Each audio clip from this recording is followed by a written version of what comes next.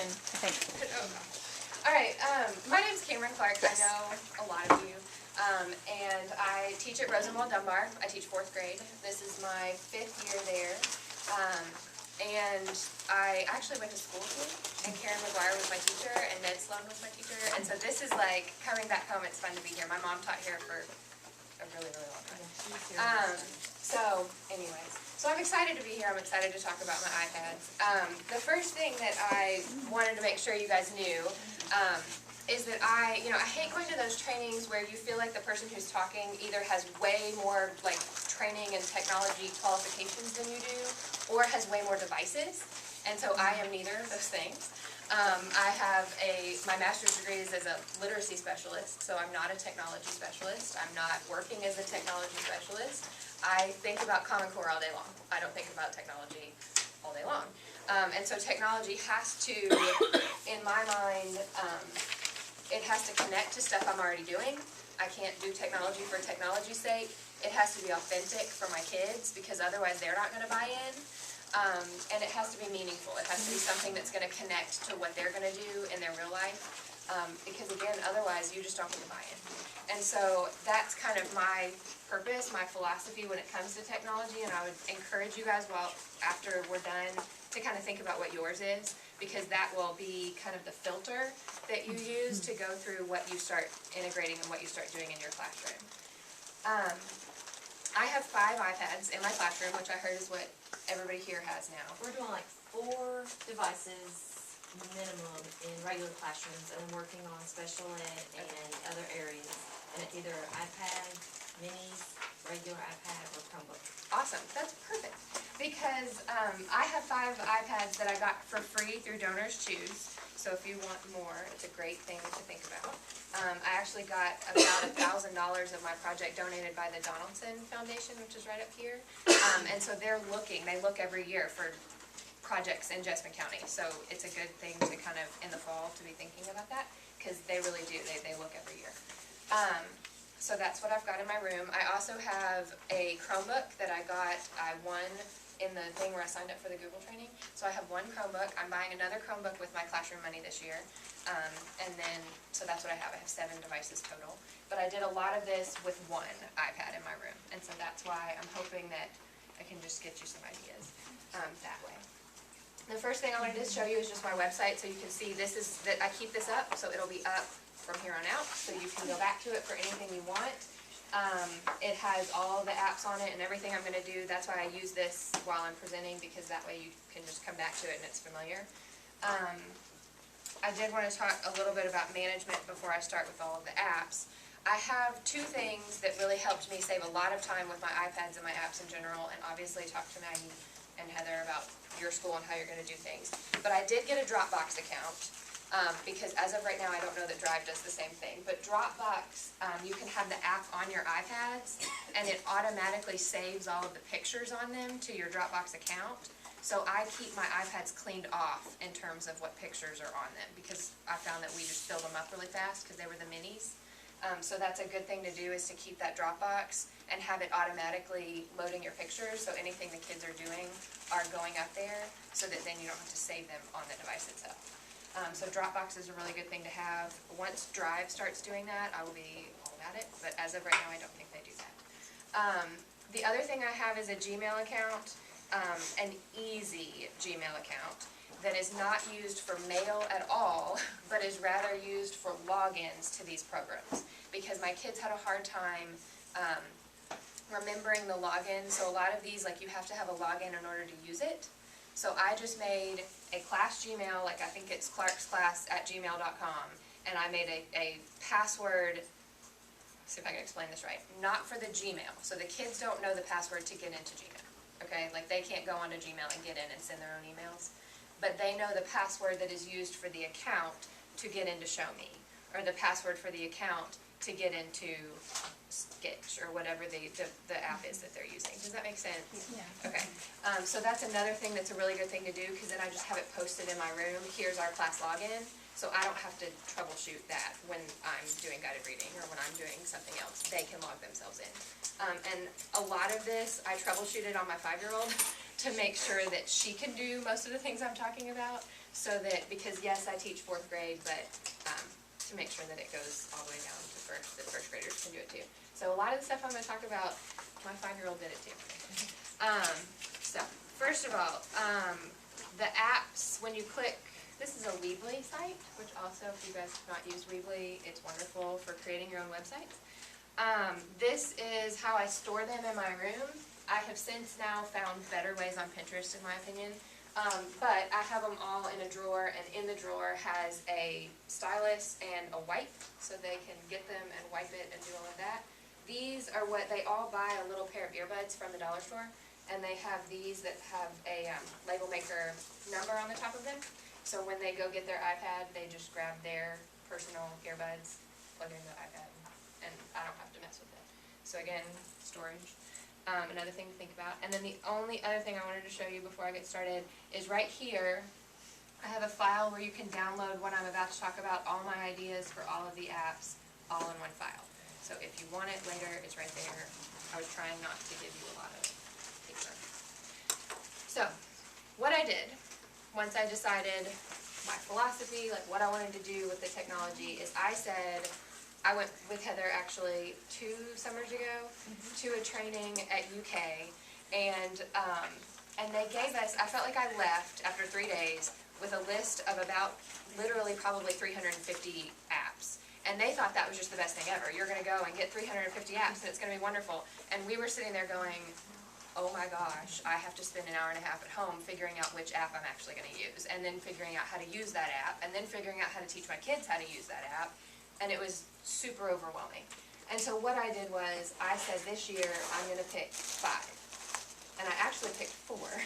And my kids were the ones that were really proficient at the other ones, so they weren't like that. But I picked 4, and I decided I'm gonna choose these 4 to 5. I'm gonna get really good at them, I'm gonna make sure my kids are really good at them, and I'm gonna use them across the content areas, across my day, and I'm just gonna make sure that they're connecting to everything I already had to do. Technology should make your life easier or more efficient, in my opinion. And so that's what we did. First of all, Show Me is an app that you can get. It's a whiteboard app. It's really similar to Educreations. There's another one called, oh gosh, I don't know what it's called, but it's got a little monster guy. Anyway, it's a whiteboard app. So if you have a whiteboard app that you're already using, you could do these same things with the whiteboard app. I'm not saying that Show Me is like the best thing ever. Is that one? What? Yes, Chomp. I should have known you would know that. So, I love it. So anyway, so if you have a whiteboard app, that one works great. All of these work really well. Show Me I chose because of the storage. I ended up using so much of it that I paid for a yearly subscription, which you don't have to do if you don't want to save their videos. But I wanted to save them, and I used it all year. So I pay for a yearly subscription, and it has the best options for the yearly subscription, which is why I stuck to that one. But if it doesn't matter which one you use if you're not going to save their videos. But what they do with this one is they can write on it, they can upload a picture, they can speak over any of it, and it's really good for if the kids are not allowed to show their face, because you know some parents, you have the things where they can't show their face on it. So this is a great one because they can do visual, they can write their thoughts, they can speak their thoughts, but all of it without showing their actual face. So you cannot like video them and put a video of them up there. What I used this for was all kinds of stuff, and here's my favorite part of my website. If you scroll down, whenever you go to this line in your list, I have right here ideas, and what I did was, I went through every subject area, and I did primary, and I did intermediate, and I have all of your ideas for ways that you can use them across the content areas. So for math, for example, they can like show the steps that they went through to do a problem and explain their strategies. And that's even with little ones. I mean, I had Isis doing things where I like had pictures loaded on there, and she's explaining, this is 2, and I had 2, and that's 4 because you put them together. And she was doing it and speaking it. And I really think, you know, sometimes the only thing standing in the way of our kids is us, because they're digital natives and we're the ones that are still like trying to get used to it. And so that's one thing that they can do. And I've got all of it down here, maybe. In science, same kind of thing, they're creating visual pictures, like I did one with plate boundaries where they're taking pictures of the plate boundaries and showing like it's this type of plate boundary. So they had one that was a map picture that they had found, they had one where they drew a picture of it and showed how they're moving together, and then they had actual real life pictures of like the Himalayan mountains or volcanoes or something to show what's happening at that plate boundary. So they just insert the pictures and then speak over it. Well, first let me show you an example of that before I tell you. Sorry. Okay, here's one for reading, where what they did was they take a picture of their text and they underline where they found the answer and they explain the answer that they found. Encyclopedia Brown answers.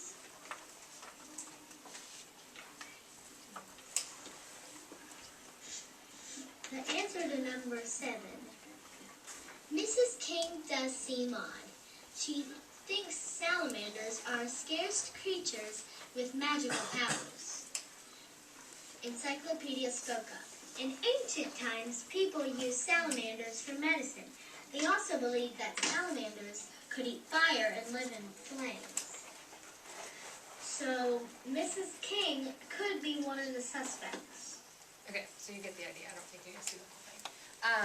But they can do that with anything. You can do that with a science text, you can do that with a reading text, you can do that with math where they're showing a picture of what they did. I've had one before where they're taking a picture and they're showing, here's where, like with set, here's where I showed, here's where I explained, here's where I told my answer, the answer is this.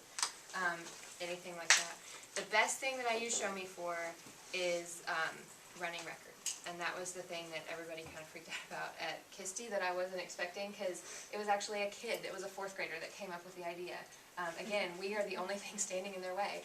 And so I had them every Friday, I had my tier kids doing running records, and I would pull them back and I would listen to them one at a time, and it takes forever because you have to do every kid one at a time. And so one of my students was like, you know, Miss Clark, we could just do this on the iPad and then just give it to you and you could watch it on your own time. And I was like, okay, that sounds great, you know? And so what I started doing was I would take a picture of whatever text it was and I would just say, this is the picture for this week. And we have this shared, all of the iPads are on the same account in mine, and we have the shared thing, but you can also airdrop the pictures. We have the shared folder. Anyway, you can airdrop the pictures, and so they knew this is the picture for this week, you're going to take it, and we went, I mean, I took several weeks of going over the process of what it's going to look like when you're doing a running record. What's our audience for a running record? It's me. I don't need it to be perfect. I want to hear your reading how it is right now. And so they would go, take the text, read it once, and then they would pause the video, and then they would answer the questions and show me where they found the answer in the text. And so then what happens is, with Show Me, they all upload to an account that you can log into from home, and then all of your videos are up there. So you're not taking any of the iPads home, they're all up there. So I would have 5 kids, that group of 5 or whatever, and send them off with the iPads, and they would go to different corners or the cubbies, and then I got to meet face to face with a group that I wouldn't have been able to meet with otherwise. And so it ended up being really neat. I personally tried to still meet face to face with those kids and listen to them read at least once a month for a running record. And I still heard them read like every day. But for running records in particular, three times out of the month it was iPads, and one time it was me listening to them. And so I'll show you what that is like too. All of Elaine's friends had pets. Samantha had a dog, Claire had a cat, and Theo had a parakeet. Elaine wanted a pet too, but she wanted something right for swimming. Sorry, I'm trying to show where she starts. That's where she starts answering the question. Which of these is a fact from the story? A platypus can be recognize that voice? purchased at a pet store. Not you. B, Ling wanted Alright, so, running records. That would be a really great time saver. Again, something you're doing already, something that connects to content, but something that now saves you time. And so then, instead of needing the transition of bringing the kids back to my desk, I would go home and take 15 minutes at home to just watch all the videos and record a running record at home. And so it was a really great time saver for me. So that's one. Again, get back on here if you like the idea and look at more ideas that I have. For younger grades, I would use it for assessment. Like I would have it just requires a little more planning ahead of time with younger grades, where you are the one kind of uploading some of the pictures and putting them in there, whereas my fourth graders could do every single bit of it by themselves. I would venture to say a third grader could do every single bit of it by themselves. But ISIS, I did something with her where I had like sight words up there and letters, and she would just flip to the next one and read it, and then flip to the next one and read it. And so you could do the same thing with passages. They flip to the next one and read it, and flip to the next one and read it. And you've got that data that's in a video that you could show to anybody that wanted to see it. You know, and the science stuff, they're presenting information to a wider audience. Here is, on every one of these, I did a how-to, some sort of how-to. So this is me giving a show me tutorial on how to make a show me. And so I included all the stuff about that, which I'm not going to show you right now, because you can watch that on your own time if you like this app. If you like the idea, but don't like the app itself, here's a bunch of others that do the same thing. And so you could look at one of them. So I tried to just make it really user-friendly. Alright, next. Sorry. I don't normally present. That's what I mean. I'm not a presenter, I'm a teacher. I teach fourth grade and that's where I think about all. So, Funny Movie Maker is my next one. Funny Movie Maker is the one where you have the picture and the kids, there's the hole for the mouth, and they can say, they can speak. So this one is all for things that they need to share out loud. So this can be presenting their writing. This can be anything where you want them to verbally share, like a strategy or an idea, or verbally share how they did something, how they found the answer. I did this with ACE questions, so like their extended response. If they got to a 4, they got to go record it. And then we would like put some of them on the website, and then people would watch them for examples of here's what a 4 sounds like, you know, that kind of thing. We also did it for writing. I used it again for assessment, as silly as it sounds. Like I taught the kids how to upload them to my YouTube account, which is private, and so I could see them, but they couldn't, and so I taught the kids how to upload to that. So this one in particular, there was like a bunch of them, and the kids had been researching that day, and I said, I need to know what you researched. I want to know what are the facts that you got today. Take 3 minutes and go make me a funny movie maker. And so this is what he made about Abraham Lincoln with the details that he had gathered that day. Do you have the 99-cent version, or do you have the free one? I bought the 99-cent version, but you don't need it. I wish I had. It didn't add what I thought it would.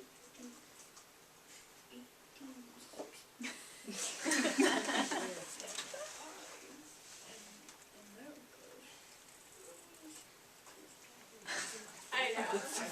I mean, really, like, it's pretty cute. And so this is another one by a second grader that I was working with. And she had been reading Junie B. Jones, and they were talking about characters. So I said, can you give me a character trait for Junie B. Jones and back it up with something from the text, just to prove the answer. Sorry. Is it all over here? Yeah. Used to describe Junie B. Jones as funny. I think this because when she gets nervous or scared, she screams 911. She also yelled at the bus driver, "You have too much information in your head." This is why I would describe Junie B. Jones as funny. So you can use that for any, like they're really, really quick to make. And so you can use it for anything where you just want to know what it is that they're thinking or what they've gathered. And I could